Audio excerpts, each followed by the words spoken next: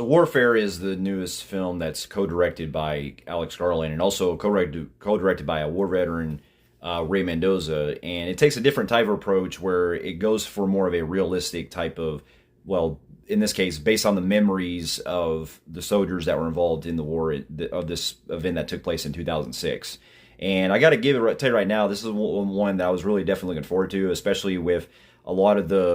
I like when we get these type of realistic type war movies that take it to where it's more of an event that's happening, where we've seen with movies like Dunkirk or 1917 and stuff like that. And in this case, it really goes for that very grounded level to where most of the film is these guys pretty much like held up at this house, this kind of building where this family is taking place at. And I really appreciate how the movie doesn't hold back on a lot of the brutality of war, how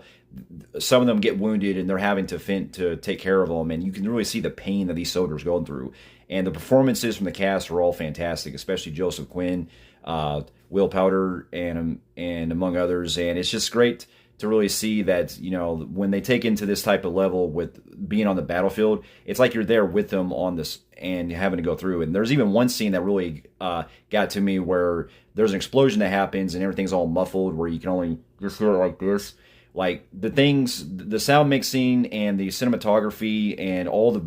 battle scenes that take place, they're really kept to a very grounded level and I got to really hand it to a lot of the ways that these guys are just trying to get out. And it feels more of an extraction film, but it takes it in a very realistic way that I appreciated. And I really loved how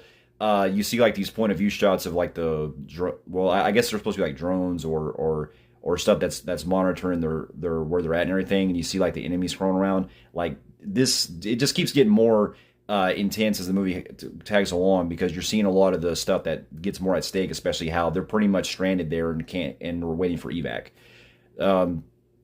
This is definitely going to be one of my favorite films of the year, and with that, I'm going to give it a phenomenal grade on the Film Freaks meter.